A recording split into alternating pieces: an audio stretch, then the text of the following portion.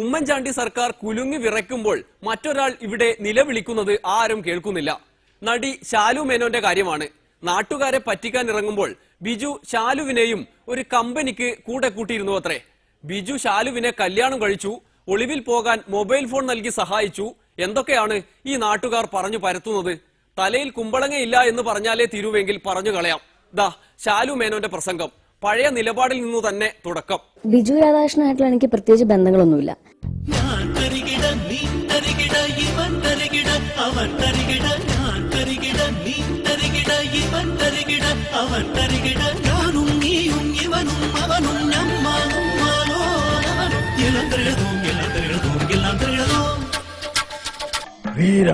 ഇയാളുടെ വീട്ടിൽ ചെന്ന് 5 ലക്ഷം രൂപ ഞങ്ങൾ തട്ടിയെടുക്കുന്നു. അതിനും കാരണമുണ്ട്. ശുചീന്ദ്രം എന്ന് പറയുന്ന അമ്പലത്തില്, ഹനുമാൻ സ്വാമിയുടെ ക്ഷേത്രത്തില് മെയ് 15 16 ഈ ഒരു ഡേറ്റിൽ എനിക്കൊരു പ്രോഗ്രാം ഉണ്ടായിരുന്നു. എന്റെ ഫുൾ ടീമിന്റെ classical dance programme.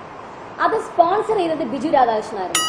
Biju Radhakrishnan എന്നുള്ള വ്യക്തി അവിടുത്തെ അമ്പലത്തിന്റെ ട്രസ്റ്റി ആണെന്നാണ് ഞങ്ങളോട് പറഞ്ഞിരുന്നത്. അതിന്റെ ഭാഗമായിട്ട് എല്ലാ വർഷവും അവിടെ പരിപാടികൾ നടത്താണ്ട് ഓരോ ആർട്ടിസ്റ്റുകൾ പ്രോഗ്രാം വെക്കുന്നുണ്ട്. അപ്പൊ ഇപ്രാവശ്യം ശാലുവിന്റെ ഒരു ഡാൻസ് പ്രോഗ്രാം വെക്കാം എന്ന് പറഞ്ഞതിന്റെ പേര് ഞങ്ങൾ റെഡിയായി. ഞങ്ങളൊരു ഫുൾ ടീമായിട്ട് ഞങ്ങൾ പ്രോഗ്രാം സ്ഥലത്ത് എത്തുന്നു. തിരിച്ച് അവിടെ നിന്ന് പോരുന്നു. തിരിച്ചു പോരുമ്പോൾ എനിക്ക് തോന്നുന്നു 11 മണി സമയമൊക്കെ ആയിട്ടുണ്ട്. ആ സമയം തിരിച്ച് വരുന്ന വഴി തന്നെ കാറിൽ, അപ്പം എന്റെ വണ്ടി എടുത്തു തന്നെ അത് പൂജിക്കുകയും ചെയ്യുന്നത് ഞങ്ങളുടെ ബോക്സ് വാഗണിൽ തന്നെയാണ് പോയത്. ഇങ്ങനെ വന്നിരുന്നു. പോയി തിരിച്ചു വരുന്ന എനിക്ക് തോന്നുന്നൊരു പകുതിയാക്കി ആയപ്പോഴത്തേക്കും പുള്ളി ഇങ്ങനെ പറയുന്നുണ്ട്, പിന്നെ എന്റെ ഒരു നമ്മുടെ ഒരാളുടെ അടുത്ത് വീട് വരെ ഒന്ന് പോകണം, അപ്പൊ ജസ്റ്റ് ഒന്ന് കയറിയിട്ട് അങ്ങ് പോകാം, കുഴപ്പമില്ലല്ലോ, നിങ്ങൾക്ക് പ്രശ്നമൊന്നുമില്ലല്ലോ എന്നാൽ കുഴപ്പമില്ല, ഞങ്ങൾ വണ്ടിയിൽ ഇരിക്കില്ലേ, കുഴപ്പമില്ല എന്ന് പറഞ്ഞിട്ട് വരുന്ന ഒരു 3 മണിയായിട്ട് 3-3:30 ആയപ്പോ ഞങ്ങൾ നല്ല ഉറക്കത്തിലാണ്. 3:30 ആയപ്പോഴത്തേക്ക് ഒരു സ്ഥലത്തൊന്ന് നിർത്തി. അപ്പൊ പറഞ്ഞു, നിങ്ങൾ ഇരിക്കും, ഞാൻ ഇപ്പൊ വരാം എന്ന് പറഞ്ഞു. ചിലപ്പോൾ ഞങ്ങൾ നല്ല ഉറക്കമാണ് ആ സമയം. പിന്നെ ഒരു 15-20 മിനിറ്റേക്ക് ഇയാളെ കണ്ടിട്ടില്ല. പിന്നെ വന്ന് ഈ ഗ്ലാസ്സിൽ ഏറ്റെടുക്കുന്ന ഗ്ലാസ്സിൽ തട്ടിയപ്പോഴത്തേക്കും ഗ്ലാസ് നോക്കിയപ്പോ ഈ റാസിക്കലി ആയിരുന്നു അവിടെ ഉണ്ടായിരുന്നു.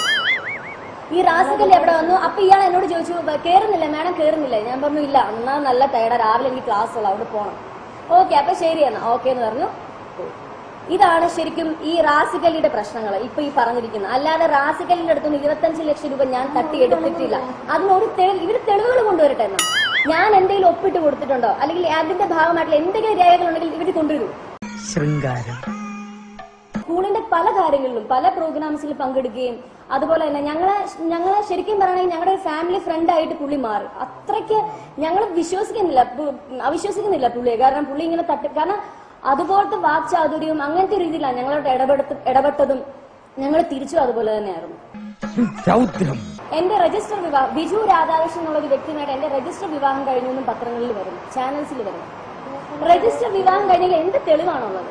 ആ തെളിവുകൾ കൊണ്ടുവരും ആദ്യം. അല്ലാതെ ഒരു കുറ്റക്കാർ അല്ലെങ്കിൽ ഇത് നേരെ എതിരായിട്ട് പറയുന്ന ആൾക്കാർ പറയുന്നത് കേട്ടിട്ട് എന്തർത്ഥത്തിലാണ് ഇങ്ങനെ എഴുതി ചേർക്കുന്നത്? ഞാൻ വിവാഹം കഴിക്കാത്ത ഒരു പെൺകുട്ടിയാണ്. തീർച്ചയായിട്ടും ഇതുപോലുള്ള കാര്യങ്ങൾ പറഞ്ഞ് എന്റെ ഭാവി തന്നെ നശിപ്പിക്കുകയാണ് ചെയ്യുന്നത്. ഞാൻ തന്നെ ഗവേഷണത്തിൽ കണ്ടെത്തിയ 4 രസങ്ങൾ വേറെയുമുണ്ട്. ഞാൻ കോയമ്പത്തൂർ സൈഡിലേക്കുണ്ട്. അപ്പൊ എന്നെയും കൂടെ ഒന്ന് ജസ്റ്റ് പിക്ക് ചെയ്യാൻ പറ്റും, എന്തായാലും എറണാകുളം വഴിയല്ല വരുന്നത് എന്ന് പറഞ്ഞു. അപ്പൊ അമ്മ പറഞ്ഞാൽ ശരി, അമ്മയുടെ സംസാരം കുഴപ്പമില്ല, എന്നാ വന്നോളൂ, കുഴപ്പമില്ല എന്ന് പറഞ്ഞ് ഇയാള് എറണാകുളത്ത് നിന്ന് ഞങ്ങളുടെ വണ്ടിയിൽ കയറുന്നു. നേരെ തൃശ്ശൂർ ചെന്നിട്ട് ഭക്ഷണം കഴിച്ചിട്ടുണ്ടായിരുന്നില്ല. അപ്പൊ ഒരു 11:30-12 മണി സമയമായിട്ടുണ്ടാവും. ഈ സമയത്ത് അവിടെ ചെല്ലുന്നു. പുള്ളി പറഞ്ഞു, നമുക്കെന്നാ ഭക്ഷണം കഴിക്കാം എന്ന് പറഞ്ഞിട്ട് അവിടെ ചെന്നു, ഭക്ഷണം കഴിച്ചു. പിന്നെ ഈ പുള്ളിയുടെ സംസാരം അതുപോലത്തെ സംസാരമാണ്. കാര്യങ്ങൾ പറഞ്ഞ് നമ്മളെ അങ്ങ് അപ്പം ഭക്ഷണം കഴിച്ച് കുറച്ചേരം സംസാരിച്ചിട്ട് ഞങ്ങൾ അവിടെ നിന്ന് ഇറങ്ങി. ഞാൻ എന്റെ വീട്ടിലോട്ട് പോകുന്നു. ഇയാള് പിന്നെ ഇയാളുടെ കാര്യങ്ങൾ അറിയത്തില്ല. ഈ സമയത്ത് ശരിക്കും പറഞ്ഞാൽ എന്റെ ഒരു ഫോണ് ഇയാൾ ആ സമയത്ത് പറഞ്ഞു, എനിക്കൊന്ന് കോൾ, എന്റെ മറ്റേ മൊബൈൽ ചാർജ് ഇല്ല എന്ന് പറഞ്ഞിട്ട് ഫോൺ വാങ്ങി. എന്റെ ഫോൺ വാങ്ങിയിട്ട് ഇയാൾ ഉപയോഗിച്ചു. ഈ തിരക്കല്ല, ഈ ഭക്ഷണം കഴിച്ച സത്യം പറഞ്ഞാൽ ഞങ്ങൾ അങ്ങ് വിട്ടുപോയി. ഞങ്ങൾ തിരിച്ച് വീട്ടിൽ ചെന്നു. രാവിലെ ഈ ഫോൺ അവിടെ ആണല്ലോ എന്ന് പറഞ്ഞു ഇയാളെ വിളിക്കുന്നു. വിളിക്കുമ്പോ തൊട്ട് പിന്നെ പുള്ളിക്കാരന് ഫോൺ സ്വിച്ച് ഓഫ് ആണ്. ഞാന് വളരെ വർഷങ്ങളായിട്ടുള്ള ഒരു പാരമ്പര്യമുള്ള ഒരു കുടുംബത്തിലെ അംഗമാണ് ഞാൻ.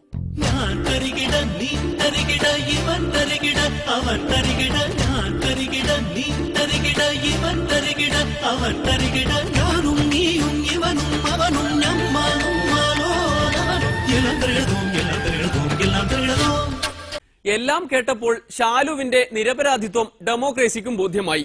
ശാലുവും ഉമ്മൻചാണ്ടിയെ പോലെ ബിജുവിന്റെ കുടുംബ പ്രശ്നത്തിൽ ഒന്നിടപെട്ടതാണ്. അത് ഈ മാധ്യമങ്ങൾ തെറ്റിദ്ധരിച്ചു. എന്തു ചെയ്യാം? ഇതാണ് പറയുന്നത് മോന്തായം വളഞ്ഞാൽ 64 വളയുമെന്ന്. കുടുംബ പ്രശ്നം എന്ന് കേട്ടാൽ ഉടനെ ഇടപെട്ട് കളയുന്ന മുഖ്യമന്ത്രിയുടെ നാട്ടിൽ എല്ലാവരും കുടുംബ പ്രശ്നങ്ങളിൽ ഇടപെടാൻ തുടങ്ങിക്കഴിഞ്ഞു. ഇന്നത്തെ കുടുംബ വിശേഷങ്ങൾ ഇവിടെ അവസാനിക്കുന്നു.